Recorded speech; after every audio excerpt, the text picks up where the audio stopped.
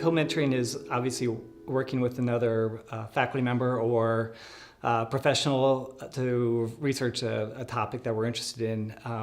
I find it really valuable because I feel like I learn so much from working with other people, and I enjoy the collegiality. I love our successes together. I love trying to figure out ways to take bigger dives into questions and try to answer those. Really it sort of fulfills me a little bit in a different way than just doing things on my own. I really enjoy co-mentoring with students because I think, students, when they get out in the real world, oftentimes are asked to work in different team environments. And I think co-mentoring is one where we have to sort of try to take two different perspectives and try to figure out the best way to move forward with a project. So we've implemented the salient practices within our context of co-mentoring by there's several factors that really play a role. One is the scaffolding and providing laddering for students.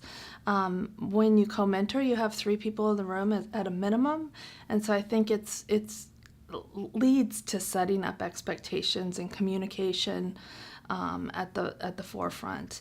The other piece that really plays a role is that networking and that professionalism, because again, students are watching you learn in the room as well as they're learning, and so they're watching professional development. They're meeting networks beyond one person, and they're watching a dynamic collaboration happen. It's not always perfect. There are definitely discussions and controversies, but I think that's important to watch play out, and it empowers students to feel like, oh, my opinion also is valid, and there isn't just one way to do this.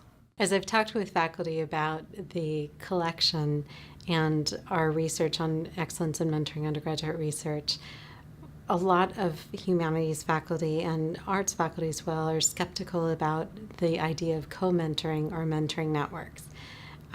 They are used to a research practice that is more solitary. And I can say I'm from the humanities, my background is in English, and I have had many a research project where it is me and a text and no one else is involved. So the idea that you might build a research community around your research question can seem a little bit unusual, a little bit suspect, and it may raise some questions about how other faculty or students can even participate in that project. I think that, the big issue with that, oftentimes I think as academics, there's a little bit of ego involved, and so trying to be willing to put your ego to the side to a certain extent, or be able to think about how to work with other people is not necessarily always comfortable for some people. But I really enjoy working with other people and learning from them as well. It's something I've always tried to do in my life, is to try to pick different pieces from different people that I work with and try to figure out how I can incorporate that into my own. And I think that comes out in co-mentoring.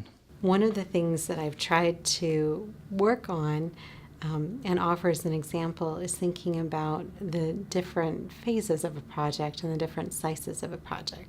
So I may bring expertise in terms of doing a close reading of a text, but if I really want to understand, let's say that the text is a student paper, if I really want to understand what the student was thinking when they were working on that paper, or why they seemed to have a challenge with a certain aspect of it, I'm likely going to have to extend my research methods beyond those that are really in the comfort zone of my discipline.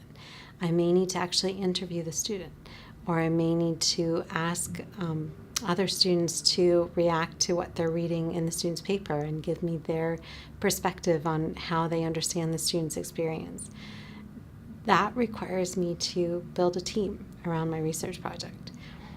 It's not something that I think is natural for some arts and humanities faculty, but it's something that can really add robustness to our project. Co-mentoring takes a lot of time, and there are benefits to that. I think you have to frame it as beneficial. So it does take more time. It's not really half the work.